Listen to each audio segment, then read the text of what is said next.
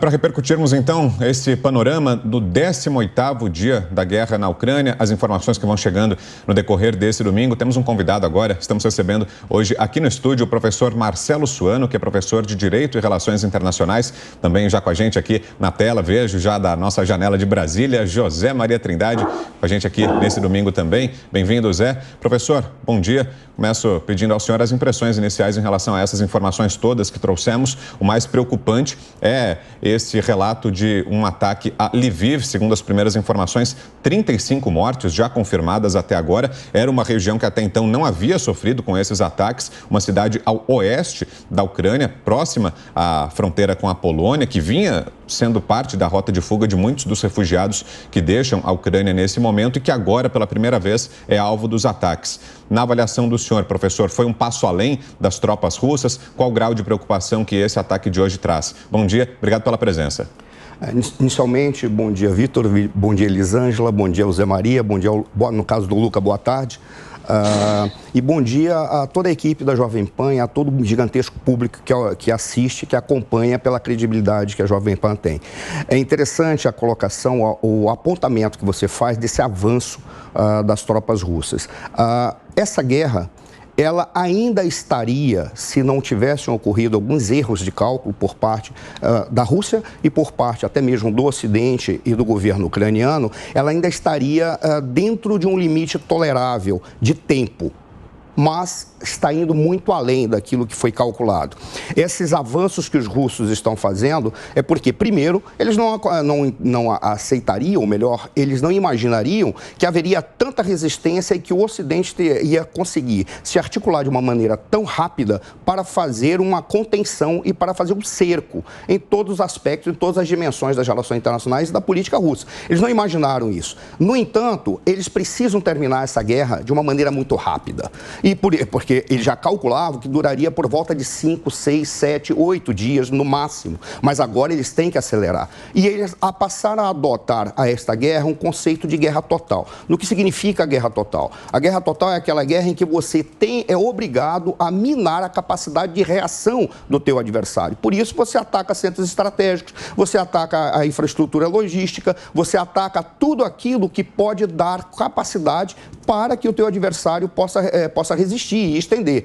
Por isso, esse avanço tornou-se previsível e eles vão ter, de alguma maneira, que acelerar, porque quanto mais se estender a guerra, menor é a capacidade da Rússia de resistir a tudo aquilo que o mundo está fazendo para colocar a Rússia numa situação de retroceder a todos os seus avanços e chegar a uma paz que garanta a integralidade, melhor dizendo, do território ucraniano. A situação que fica eles vão avançar até fazer com que o governo ucraniano caia. O governo ucraniano, quando eu falo cair, não é ser substituído, é ceder. Hoje, o principal adversário no contexto dessa guerra, poderia-se dizer o centro de gravidade, já não é mais nem a capital, é o governo ucraniano. Jamais se imaginou que haveria uma resistência tão forte. Eu tenho trazido uns pontos que eu falo que essa guerra teve uma virada, um momento de virada. O momento de virada foi quando Zelensky mostrou a sua imagem e disse: estou aqui na resistência e vou continuar. Isso assustou. Assustou até mesmo o Ocidente. Por quê? Porque não se deve esquecer que parte da União Europeia, se não a União Europeia como um todo, antes da guerra ocorrer, não virou as costas, mas ficou, diria, quase abandonou a Ucrânia. Ou seja, a Ucrânia está sentindo os efeitos do que o Ocidente também fez. Foi uma falha do Ocidente. Não que deveria confrontar e fazer guerra com a Rússia. Não é isso. É evitar que a guerra acontecesse. Agora, 8h34. Repita. 8h34. Agora o Zé Maria Trindade chega para conversar com a gente também. Zé, você acredita que isso foi um recado da Rússia, né, para os Estados Unidos? Porque Joe Biden anunciou aí mais de 200 milhões de dólares em armamento. Ou seja, um recado com um ataque de que eles não aceitam e não vão ceder? Exatamente. É um recado no sentido de que estamos preparados para tudo. Esta guerra, Elisângela, ela surpreendeu primeiro ao ser decretada. Dá a impressão de que o Putin realmente acreditava naquilo que ele falava e que fala. Ele não gosta da palavra guerra, nunca usou essa palavra guerra internamente e fala em ação militar. Ele Agora a gente vê que tinha a impressão que seria mais ou menos como uma missão do 1º Batalhão de Choque da Polícia Militar de São Paulo, Rota, o Batalhão Tobias Aguiar, que vai um grupo ali, faz uma ação, volta com a missão cumprida. Era isso que ele imaginava, mas surpreendeu. E vem surpreendendo todos os dias. Primeiro, pela estratégia usada na Ucrânia e também a definição do presidente Zelensky de não ceder. E depois a reação da população. E aí, uma surpresa atrás da outra, agora a Rússia está encurralada. A guerra econômica é a primeira grande guerra econômica do mundo. Eu não sei se o Marcelo concorda comigo, mas esta guerra econômica ela terá consequências futuras fortíssimas para a Rússia. Ela tem eu chamo de granada com retardo, né? Ação de retardamento, a médio e longo prazo. Eu queria, inclusive, aproveitar o professor Marcelo para dizer o seguinte sobre como ficam os contratos internacionais depois de uma guerra como esta. Os de compra, venda, os contratos de jogadores, enfim. Qual é a validade dos contratos depois de uma situação assim?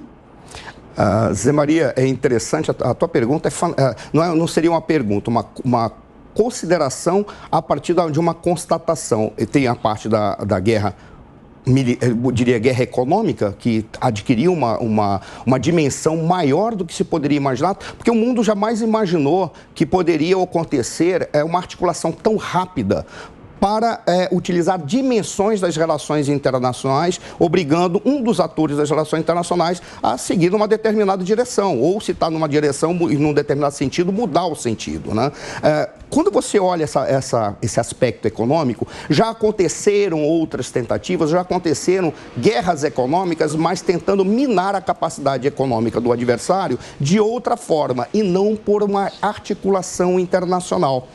Isso é uma grande novidade, mas uma grande novidade como consequência de transformações que aconteceram nas relações internacionais em função do desenvolvimento científico e tecnológico a partir da década de 60 do século XX, quando você teve não apenas uma evolução do processo de produção por causa da ciência e tecnologia, mas a globalização da cadeia produtiva. O que seria a globalização da cadeia produtiva? As empresas passam a produzir pedaços dos seus produtos ou dos seus serviços, a organizar os seus serviços em várias regiões do mundo. Qual é a consequência imediata disso? Uma redução da capacidade de tomada de decisão unilateral dos países ou dos estados. Se ele reduz a capacidade de tomada de decisão, novos tipos de atores surgem. Essa é a grande novidade.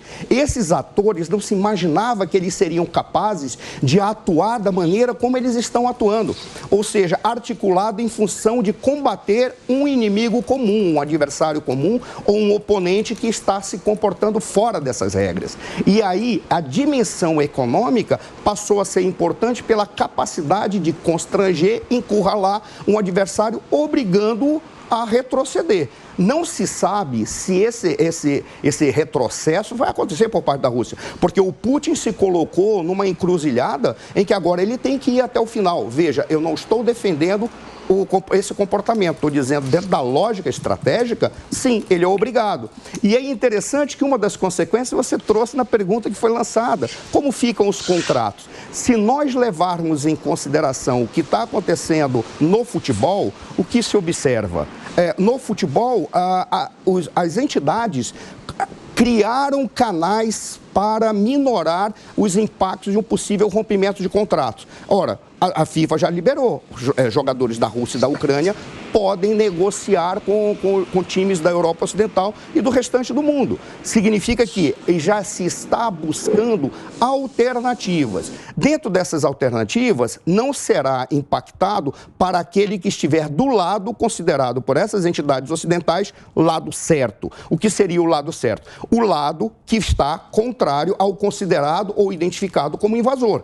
Então, nesse sentido, já se está buscando canais para trazer fazer com que esses contratos não prejudiquem o lado que está combatendo a guerra ou está se contrapondo à Rússia, que é identificada como a grande causadora da guerra, apesar de eu, particularmente, identificar que a causa dessa guerra são vários fatores e uma decisão específica do governo russo, que, como você bem apresentou, ele não acreditava que poderia ter tanta resistência. Houve um erro de cálculo, mas a guerra ainda está dentro de uns limites toleráveis de tempo, apenas isso, tolerável de tempo e não de violência ou de violência e tragédia. Isso não é tolerável, mas de tempo ainda está no limite tolerável. O que não se pode é avançar por mais de um mês, que uma das maiores consequências que pode acontecer com isso é as pessoas se acostumarem com essa guerra, o mundo inteiro, e aí será uma grande tragédia humanitária para o mundo. Bom, e uma outra informação que deixa o mundo em alerta, nesse domingo, mísseis atingiram uma área próxima ao consulado americano em Erbil, na região do Kurdistão, uma área separatista no noroeste do Iraque. Imagens mostram uma grande explosão. Relatos também indicam que os mísseis atingiram os estúdios do canal de TV Kurdistão 24, causando vários estragos. Felizmente, ninguém ficou ferido, segundo as autoridades americanas.